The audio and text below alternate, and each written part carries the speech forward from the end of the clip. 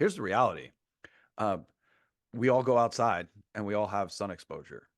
And typically, unless you're spending your entire day indoors, which by the way, most people optimizing their health are getting out to work out and run and sit. And yeah, now we talk about grounding, and now we talk about sun exposure as pillars to the optimal health, concept. But the reality is, as long as you're getting outside every day and you're doing a workout in the morning outside, then you're already regulating that without knowing that you're regulating it, right? And most people are leaving their house and getting in their car and then getting out of their car and going to the gym, or getting out of their car and going to work, right? Like, unless you're working a graveyard shift, which by the way certainly exists, and those folks know already that they're working a graveyard shift and they know what pouncing they're putting on their body. Very difficult to do that.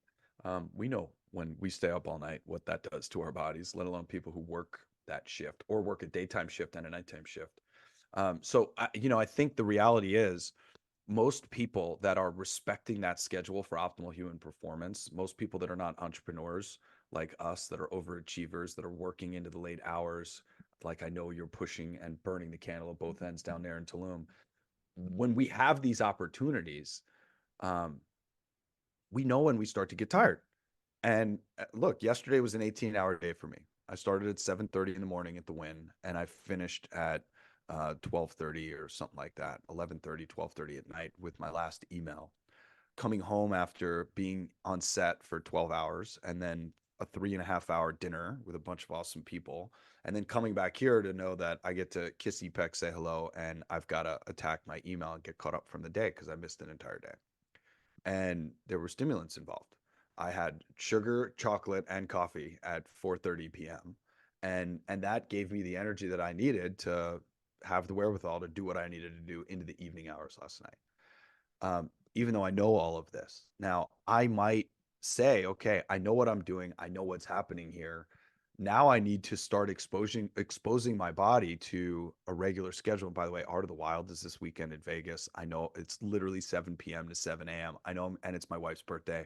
I know I'm going to spend 3 nights in a row staying up too late and sleeping in the morning. And next week, I know I'm going to have to readjust and fix that by getting my circadian rhythm back. And the way that I'm going to do it is by waking up in the morning and getting my ass outside to get sun exposure, not just my red light, which will help, but to get the ultimate light source, which is the sun. And I just think it's a really interesting, like, especially as Elon starts to tackle the concepts of living on Mars, where we're not going to have any exposure. We can't go out into the environment on Mars. I think these are really interesting concepts that we are going to have to tackle as societies that start to leave Earth, because I don't know. I don't know the answer to that question in a spacecraft to have access to the sun.